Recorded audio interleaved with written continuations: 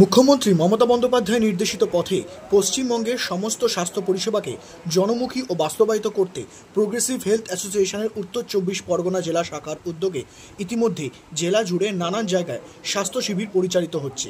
রবিবার বারাসাত পৌরসভার 7 ও 34 নম্বর ওয়ার্ডের ব্যবস্থাপনায় ডিপ টিউবওয়েল সংলগ্ন একতা সংঘ ক্লাব প্রাঙ্গণে প্রোগ্রেসিভ হেলথ অ্যাসোসিয়েশনের উদ্যোগে আয়োজিত হল স্বাস্থ্য শিবির।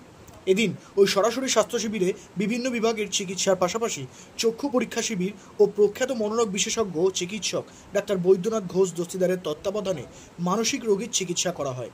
এদিন ওই শিবিরে গৌরবময় উপস্থিত ছিলেন বারাসাতের সাংসদ ডাক্তার কাকলি ঘোষ দস্তিদার, বারাসাত পুরসভার পুর পরিষদ ও সহ তৃণমূল কংগ্রেসের সভাপতি অরুণ ভৌমিক, বারাসাত শহর মহিলা তৃণমূল কংগ্রেসের সহ সভানেত্রী নন্দিতা ভৌমিক সহ তৃণমূল কংগ্রেসের স্থানীয় নেতৃত্ব ও কর্মীরা।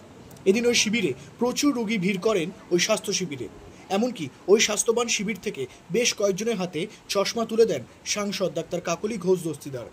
এদিনের এই শিবির নিয়ে সাংসদ ডাক্তার কাকলি ঘোষ দস্তিদার জানান, রোগ সব জায়গাতেই হয়, কোন কোন বেশি কম এখন অব্দি সেরকম কোনো এপিডেমিক হয়নি যে একটা পার্টিকুলার বেশি হবে, মিলিয়ে মিশিয়ে আসে। যদিও আমাদের মেডিকেল কলেজে 24 ঘন্টা ডাক্তাররা পরিষেবা দিয়ে থাকে, কিন্তু আমরা প্রোগ্রেসিভ অ্যাসোসিয়েশনের আন্ডারে, যেটা মাননীয় মুখ্যমন্ত্রী বানিয়েছেন প্রোগ্রেসিভ হেলথ অ্যাসোসিয়েশন, বারাসাত জুড়ে বিভিন্ন জায়গায় কিন্তু তার হেলথ চেক আপ ক্যাম্প হচ্ছে এবং মানুষও কিন্তু সেইভাবে এসে আস্থা রেখে চিকিৎসা করাচ্ছেন।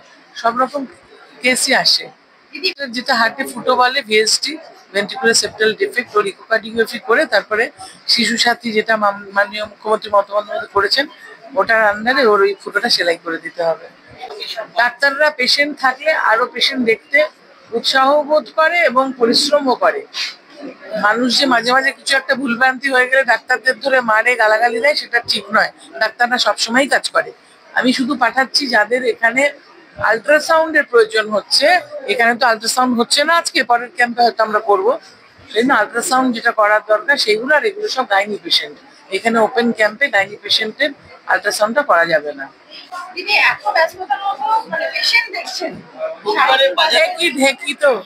দেখি সব দিকেও ধারণা,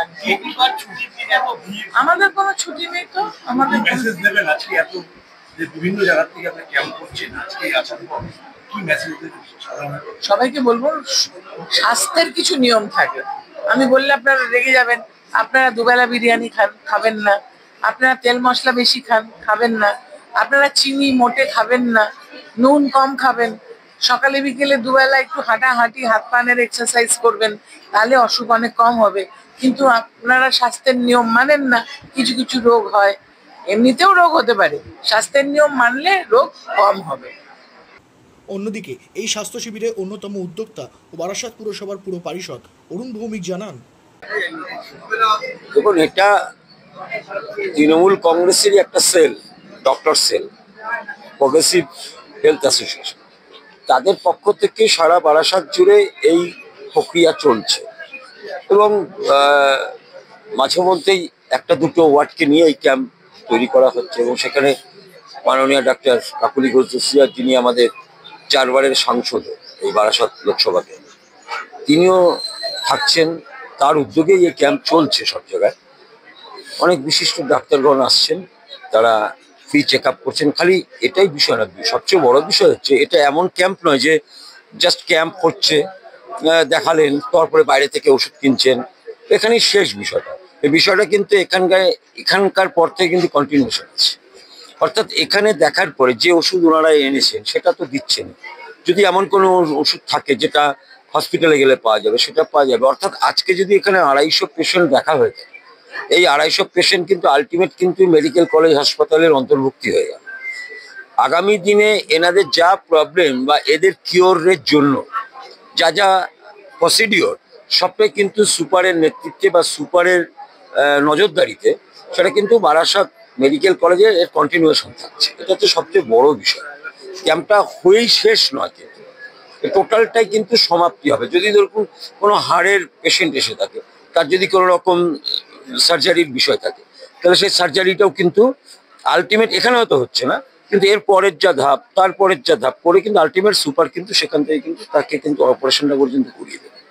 এই যে বিষয়টা, এটা একটা ভালো সাড়া পেলেছে এবং এই মধ্যেই এই হেলথ বারাসাতের এই যে প্রগ্রেসিভ হেলথ অ্যাসোসিয়েশন বেশ কয়েকটা ওয়ার্ডেই কর্মকাণ্ড করেছেন এবং আশা রাখি সব ওয়ার্ডেই এটা কিন্তু চলবে এবং এতে ভালো সাড়া পাওয়া যাচ্ছে। এলাকার মানুষ যখন এখন 3টে বাজে এখন অনেক পেশেন্ট বসে আছে, মাননীয় সাংসদ ডক্টর কাকুলি নিজেই এখনো পেশেন্ট দেখছেন, স্বাভাবিকভাবে সুপার আছেন, আরো বিশিষ্ট সব চিকিৎসকগণই আছেন এখানে এবং আমরাও আছি।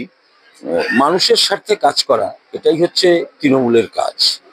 সরকার থেকে শুরু করে পৌরপিতা থেকে মাতা থেকে চেয়ারম্যান, এমএলএ, এমপি প্রত্যেকের কাজ একটাই, আমাদের মন্ত্র একটাই দেওয়া হয়েছে।